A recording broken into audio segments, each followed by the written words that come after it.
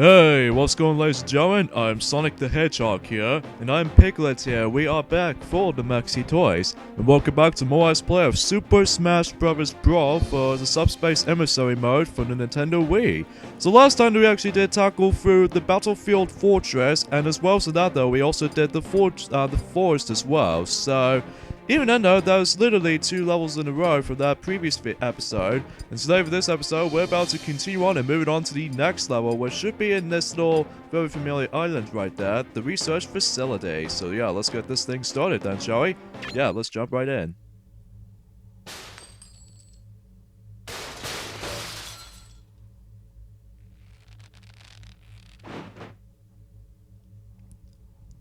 Zero Suit Samus.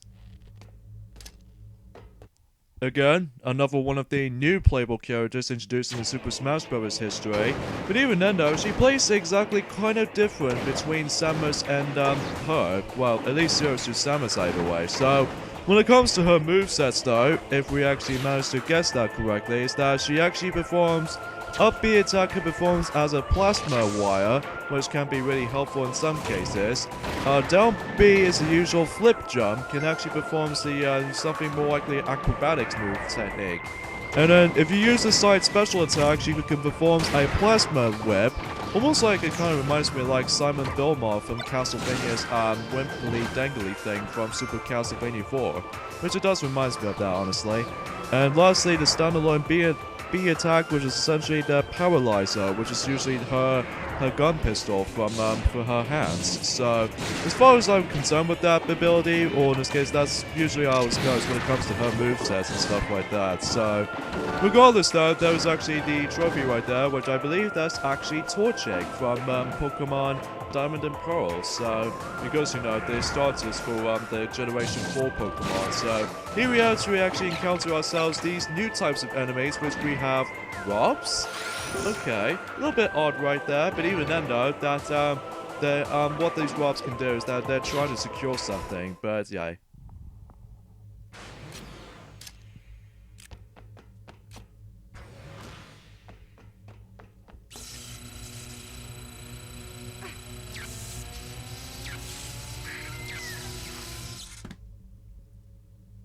Pikachu.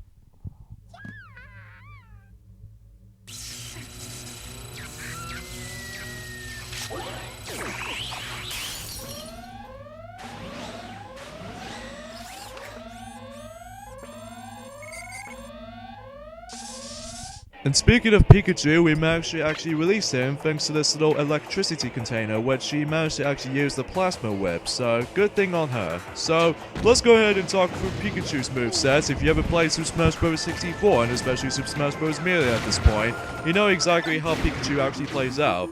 Press the B and the standalone B attack and performs himself just a Thunderbolt. And also if you're actually trying to use the side B attack, that actually performs himself the Skull Bash, and also if you're actually trying to perform himself the up B attack, who performs himself a Quick Attack, and then finally the down B or down special attack, who performs himself the Thunder. So even though he plays exactly like how he does in Melee days. Sorry for a little bit too loud for my voice, mind you, because for some reason every time when I looked up on something that mainly for my instruction booklet, that we usually did have an instruction booklet, and as usual the Club Nintendo stuff. Granted though, Club Nintendo was no longer going to be there. But even then though, it's quite hard to tell to actually just, you know, see our movesets and stuff. So, the research facility is more likely a maze syndrome, but it's not that bad honestly. So you're gonna have to go for the bottom right corner first, because if you couldn't tell already, it's the fact that these arrows, mainly the orange arrows most likely, will actually tell you where you're supposed to go. So, even then though, it's more likely a you're gonna have to go through room by room syndrome. So that's how it usually goes though when it comes to this level in general. But even then though, when we actually got into this level, went back in 2012, we somehow managed to realize is that we actually got confused and lost in this place. But even then though, that was a pretty long time ago, that was. But every now and then, since we actually play this game from time to time, like a couple of days ago actually, but even then though, that as we mentioned earlier, that this is the only Smash Bros. Game we actually did play the least out of all 5 of them. to me anyway. But then hopefully we'll get back into this at one point, even for much more collectibles once we actually play this game from our own time. So yeah, that's how it usually goes though, hey, as far as this is concerned. So here we have ourselves these enemies yet again, since we haven't seen these guys since the Sky World, if I remember rightly, and there's no way we can actually get ourselves a new trophy for this point in time. But besides, there's actually a key right there, which I think we haven't briefly talked about these keys though, didn't we?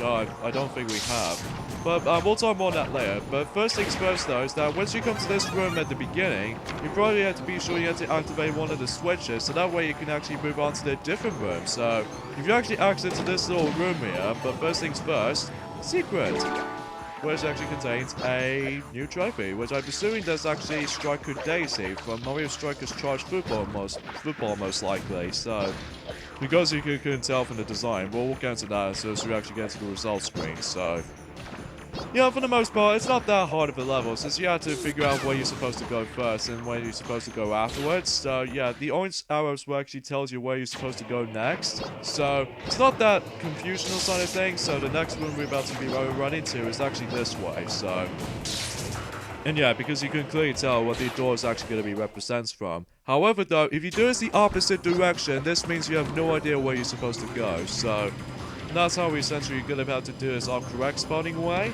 So, anywho though. So, yeah, there's not much else to talk through this episode, honestly. It's just the fact of the matter is just that we're actually gonna be finally playing as Pikachu. In fact, you probably know something right off the bat though, is that this is actually the PAL version of Super Smash Bros. Brawl. If you clearly tell from the because judging by the fact that the although the clearly noticeable characters, mainly Mario and the rest of the gang, did have the usual small font of the names, despite the capital letter at the beginning. However though, if you actually be playing through the PAL version of Super Smash Bros. Brawl, specifically if you're playing as the Pokemon character types most likely, like Pikachu for example, and especially Squirtle that we actually did play as in the during the actual parts, is the fact that they actually fully in capital letters. So, whilst if you actually play this on the American import of the game, you're actually going to stay simple, like this capital letter in the from the beginning part of the name, and then the rest of small letters from the rest of it. So, pretty interesting touch though when it comes to the difference when it comes to, you know, between the PAL version and the USA version of the game. Because granted, the Japanese version came out first, just like it does in Super Smash Bros. 64, and especially Super Smash Bros. Melee. But even then, the American version did manage to get it until March 2008, and then finally June 27th on 2008 in Europe. So that's as far as I'm concerned with that. So, by the way, if you actually be playing the Japanese version of Super Smash Bros. Brawl, it actually calls it Smash Bros. X, which, I don't know why it calls it that, unlike how it does it for Super Smash Bros. Melee's Japanese name called it Smash Bros. DX, or Deluxe, if you will. But then, somehow in Brawl, it just calls it Smash Bros. X. So, yeah, that's how it usually goes. As far as I can tell from that already, due to the commercial standpoints, whether I first time actually seen it back in June, in July in 2000 or January 2008. So yeah, that's as far as I'm concerned with that. So, oh, we haven't explained more on these little ball-looking enemies, which are essentially known as Bright Tan. Which these guys are not that much of a threat though, despite the fact that you're gonna have to do a lot of big damage outputs onto these guys, because that way you'll actually kill them easier. So I highly recommend you get rid of these little bombs right there with these thunder jolts right there, because even then though, that way you can actually don't get hit by these bombs. Here we actually introduce into these metal variations of these prime mids, which they look exactly identical to the regular enemies of these guys, but except they are quite easily metal. So, and after all that, I'm pretty sure the end of the level is just right up ahead. So, it's clear at this point, because if you see this little light reflection, this means you're pretty much almost there to the end. However, when you get to these little yellow bright doors and stuff like that, this means you actually approach to the end.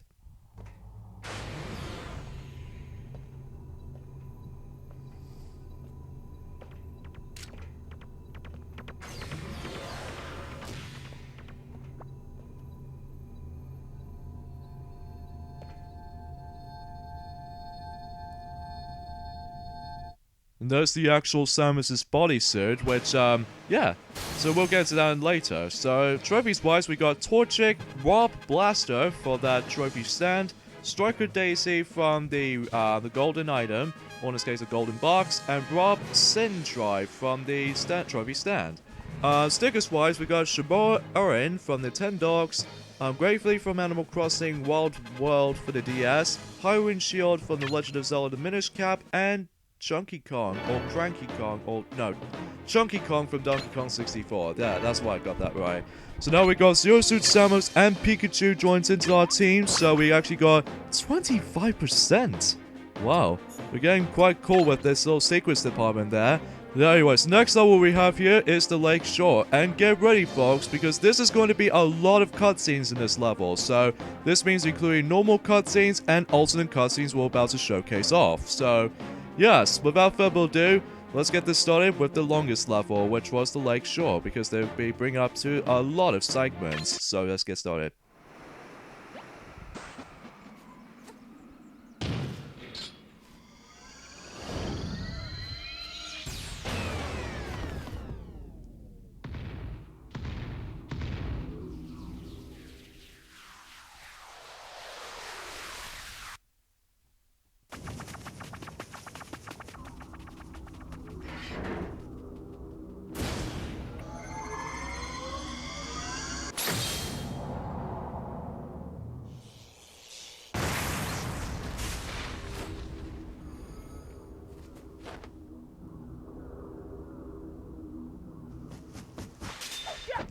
However though, if you manage to save Princess Peach earlier on for the game, well, specifically in Subspace Emissary, then you still manage to see the exact same thing, minus with some difference is that Princess Peach transforms into a trophy and stuff, but even then though, there's the Shadowbug's version of Bowser so it can immediately absorb from her darkness inside her.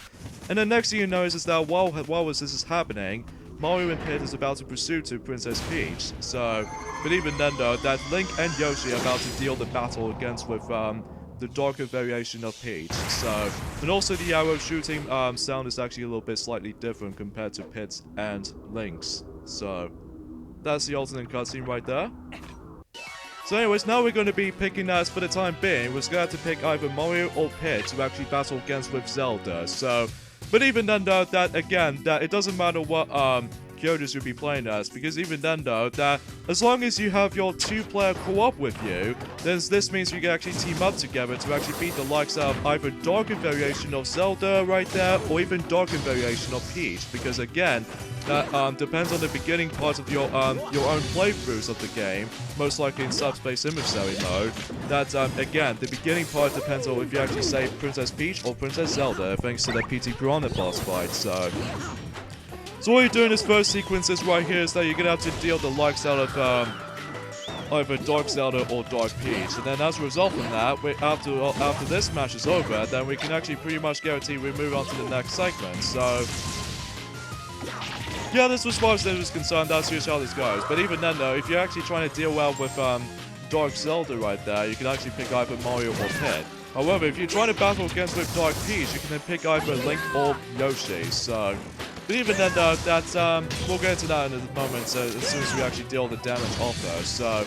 But again, that, you know the cutscene as you saw before, that, usually that, even though the animations between, Zelda and Peach, when it comes to, when they, you know, the surprise attack from Bowser's, gun, they look exactly almost identical, but except it's slightly different because Peach did actually use this, almost got her hands right in front of her mouth. But even then though, forget what I said. But anyway, so in this, we're gonna have to like, you know, take down this, you know, quite surprised that she's actually a lot more tougher than I expected. But anyway, but because of that, we're still on hard difficulty at the moment.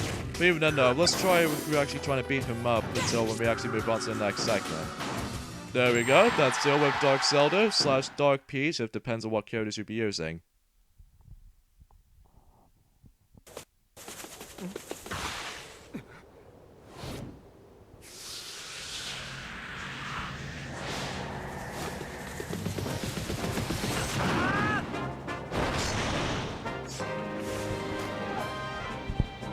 But if you do manage to beat the likes of Dark Peach on this battle, between Link or Yoshi, depends on what characters you're using, Mario just tried to run towards Link to see if he has a personal data against him, or beat the likes of his wife, so that's the only major difference here. So let's switch back to Mario and Pit right there. So because of that though, we only just showcase the alternate scenes. We're not going to be doing both of the playthroughs of the entire game, let's just say that much. So for the next phase, or in this case the next section right there, is the battle against either Link and Yoshi. Well, it doesn't matter what characters you'll be using, either Mario or Pit. That gradually though, you'll be actually going to be letting your partner decide to team up to actually take down those two, because it's essentially a 2-on-2 fight. So yeah, and then if you manage to beat the likes out of Dark Peach, if you actually be either selecting Link or Yoshi, it depends on what characters you'll be using, then you're able to fight against with Mario and Pit. So yeah, it doesn't matter what playthroughs you're going to be going through here. But besides the curiosity's sake, we decided to actually go through that usual method that a lot of Let's Players always do that. But even then, though, sometimes they actually go into the different alternate versions of the cutscenes, honestly, because even then, they decide to actually go through either Peach gets saved or Zelda got saved from the beginning part again, as I mentioned earlier. Like, let's say dozens of times right now. But anyway, Yoshi's now down, so let's go ahead and take down Link. So even then, from what I can tell, he's actually... Oh, God, that was close. Thank goodness the bomb doesn't do too much damage, unlike how it does it for the bombs, for instance. So I think it should get able to be a job done there, right? So let's see how we can just do. What? Oh, Pit, you idiot! Why did you do that? On purpose? Oh wait, I think he managed to accidentally pick up the Deku Nut. Oh damn. Well, here goes our first continue right there. Wait a minute, I noticed something. We got number 1 right here. Oh wait, I don't know what happened right there, but I'm pretty sure our score count is originally was supposed to be 0, specifically, because if you kill any of these opponents off screen, then it doesn't count as scoring points, but apparently though, we actually got 1 point. That's a bit odd. So, there goes our first continue of the playthrough in the game, so, because of that, some things can usually screw you over, like these random explosions and stuff. But even then, no, Deku Nut is easily one of the one of the worst explosion items, because sometimes they actually pop out of nowhere, and other times they can actually spin out on you. So, thanks a lot, Deku Nuts, I'm gonna have to say.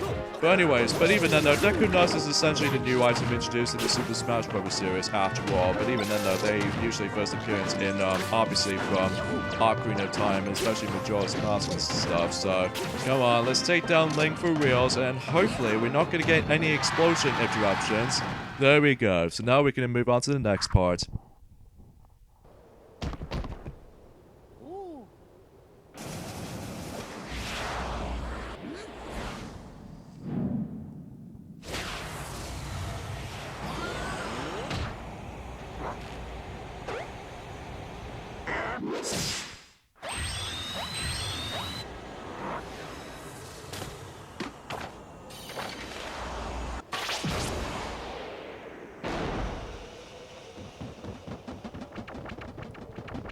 But if you do manage to beat Mario and Pit for either Link or Yoshi, depends if what character you were using earlier, then you're still able to manage to see the exactly the same cutscene, minus with some differences that Link can actually focus on Zelda, and then also that you can actually tell that Kirby actually is going to be freeing Mario and Pit.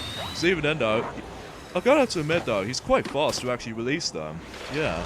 And also that Pit is actually going to be using the bow for actually just destroying King Dedede's cards and stuff. And also not to mention though, is that between Link and Pit, they usually sometimes switch positions. So even then though, that's again, if you actually be dealing with, if you manage to beat Mario and Pit with either Link or Yoshi, they usually let Link can go in behind Mario while Pit is actually behind Link. Well, right now, as you can clearly see on screen, that we actually beat the likes of Link and Yoshi for either Mario or Pit. This means is that Pit was actually behind Mario instead of Link. So, that's another alternate cutscene right there. So even then though, as we mentioned this earlier, that there's just a ton of cutscenes on this level, because excluding the normal ones, including the likes of the alternate versions as well, because, you know... You can probably see that coming. So anyways, here we are at the actual level, the lake shore, Steven Endo. I'd have to say, this is probably one of my favorite levels of the game. I don't know why. Just judging by the fact the aesthetics and how it actually looks, it's quite peaceful kind of thing about it. But anyways, here we actually encounter some of these most pathetic looking enemies. These are known as bombed. Well, what they can do is that they, as soon as they chuck the bombs, they run away. Oh, what pathetic excuses for these guys. But as long as if you keep on attacking them, it should be fine. But for some reason, if you're trying to actually let these bombed enemies trying to actually just toss the bomb, they just simply quit. I have no idea how that was pathetic right there for that move. But anyways, for this sequence right there, it's going to have to take down those enemies from the likes of this little floating platform right there. And eventually when we decide to go down, eventually the bullet bills will start to come up. And also the platform itself will start to shrink. Even then it doesn't do anything harmless though, besides just standing in the center. And that's all there is to know. So yeah, now we can actually play as all together actually for 5 different characters. However though, you can only carry 4 fighters at a time, so even then for the time being, we're gonna have to select Yoshi, Link, Pit, and Kirby. Although, to be fair, we haven't actually seen Kirby for a long while, so even then when we actually get into the next segment, that usually for my understanding is that this level actually contains 4 different segments, like 2 from the battle, and then the other one from the platforming segment, and then there's going to be yet another segment, which we'll get into that in a second. But even then, we have to concentrate, just actually don't get crushed onto these little moving blocks and stuff. So, for the most part though, this level's not that bad honestly. It's probably, again, one of my favorite levels of the entire game because of how peaceful it was. And also the music is actually pretty atmospheric as well.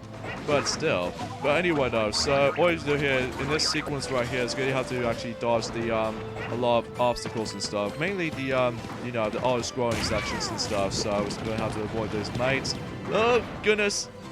So anyways, let's see if we can actually just, you know, concentrate here. I wonder if there's something rewarding in here, mainly the golden box, so let's see what this contains. I think we got ourselves a new trophy. Oh god, we almost got killed by this little screen auto-scrolling sequences, because if we actually stay there for a little bit too long, then we might as well lose a life, so anyway.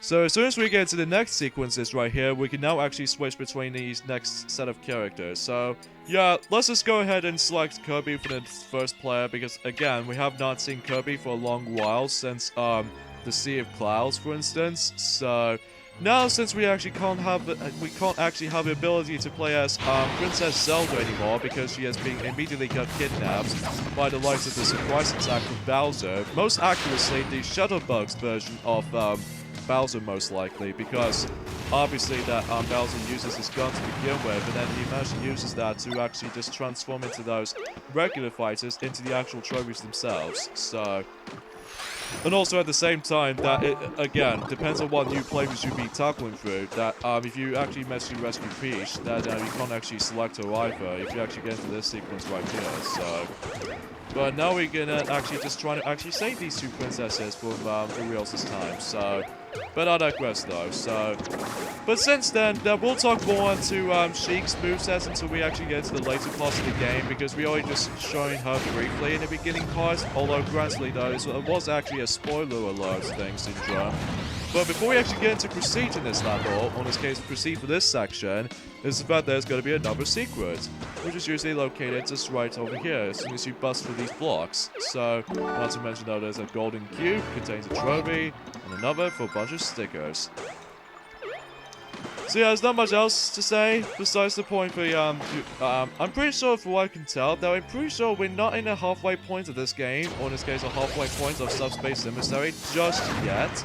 But granted though, we're actually at the quarter part of the game, so as far as the Subspace Emissary mode is concerned though, mind you. So right here, this is where you need to dodge a lot of 2 things for this particular flame crushing stuff. Is that for one, you can avoid touching those fire parts, and other times you don't want to get crushed either. So it's going to be stay sharp and be quick. So from here, you can actually select either these 3 keys if you want to actually access to. So it doesn't matter what methods you want to do, though, is that even though we're going to show you what the actual true pathway is going to be takes you to, but the most true pathway you're going to be taken through is easily the top, because if you go to the center, even the bottom part, then this will actually lead you to a spare key if you actually manage to realize about something. So if you take down him, the newest types of enemies introduced in this mode. But before we actually get into that, another secret, which actually contains another golden cube, which I'm assuming it actually contains either a CD or a trophy. Sure enough, a trophy. And also, that if you actually just attack here, another heart container. Even though we almost ran out of, even though we almost practically got our health restored so far, so let's go say that much. So yeah, with these new enemies right there, you know, with these little dual blades and stuff, I'm presuming these were actually called shade daggers, which they're usually more like, they kind of almost reminds me of something almost related to these little darker souls or something like that. Even though I might as well make that up. But anyway, so the third and, or in this case, the final sequences of this particular level from the lake shore, and especially the cave sequences right here, all you need to do is just basically battle some more enemies, and that's what you're supposed to do. So, yeah, as I mentioned earlier, it's probably one of my favorite levels in the game, because, you know, it's going to be, like, a lot of cutscenes involved, which I'm honestly gotta admit, though, is that I've actually really enjoyed those cutscenes in this game so far. Granted, they don't talk, I gotta admit, though, but even then, they're pretty enjoyable to watch, though, at least. Even especially noticeable, they actually put in a whole bunch of alternate versions of the scenes, so...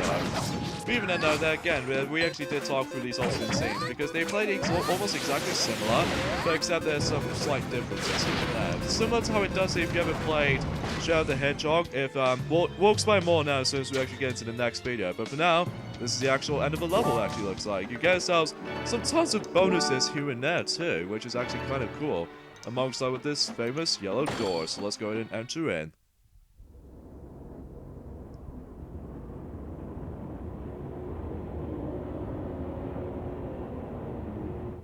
It appears to be a King Dedede's castle, apparently.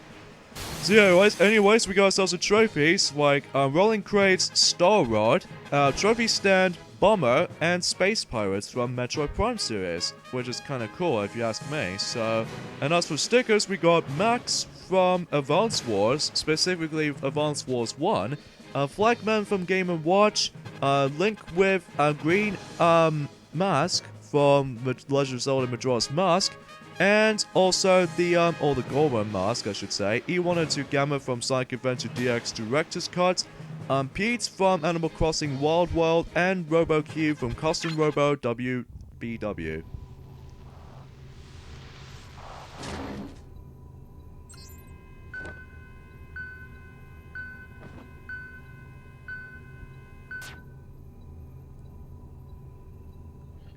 Ganondorf. Okay, that was a little bit of a short cutscene right there. But anyways, I think we should able to say we're gonna have to end things off here. So, jeez, 29%. Jeez. Anyways, we're gonna have to end things off here as we mentioned earlier. So join us next time on Let's Play Super Smash Bros. Brawl Subspace Emissary mode. Is the fact that we're gonna be moving on into the path to the ruins. So, yeah, let's see how this goes, hey. So, see you guys next time. Later, fellas. See you guys later.